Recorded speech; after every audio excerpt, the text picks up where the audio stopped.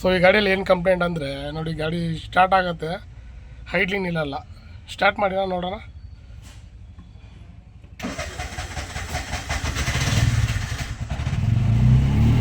ಬಿಡಿ ಬಿಡಿ ನೋಡಿ, ಹಿಂಗೆ ಆಫ್ ಆಗ್ತಾ ಇರುತ್ತೆ. ಸೊ ಇದಕ್ಕೆ ಏನು ಮಾಡಬೇಕಂತ ಹೇಳ್ಕೊಡ್ತೀನಿ.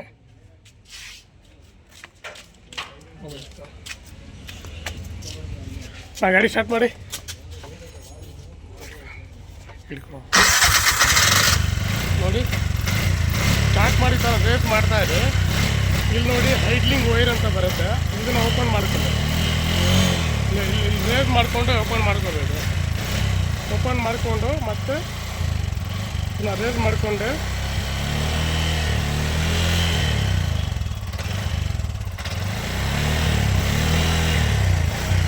ಹಿಂಗೆ ಹಾಕ್ಬಿಟ್ಟು ನೋಡಿ, ಆ್ಯಕ್ಸಿಡೆಂಟ್ ನಿಧಾನಕ್ಕೆ ಬಿಟ್ಬಿಡಿ, ಸಮಸ್ಯೆ ಕ್ಲಿಯರು ಅಷ್ಟೇ. ನೋಡಿ ಈ ಥರ ಸಿಂಗಲ್ ಪ್ಲಗ್ ಗಾಡಿಗೆ ಈ ಥರ ಆಗುತ್ತೆ.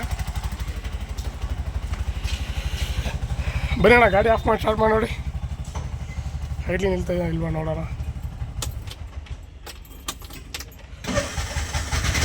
ಬಿಟ್ಬಿಡಿ ನೋಡಿ, ಪ್ರಾಬ್ಲಮ್ ಕ್ಲಿಯರು. ಇನ್ನೊಂದ್ಸತಿ ಸ್ಟಾರ್ಟ್ ಮಾಡಿ ನೋಡೋಣ.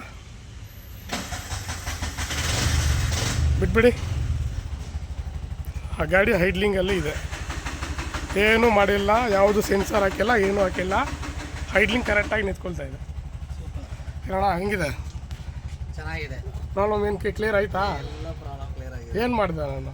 ಏನು ಮಾಡಿದೆ? ಹಿಂದ್ಗಡೆ ಹೋದೆ ಮಾಡಿದೆ. ಸರಿ ಆಯ್ತಲ್ಲ.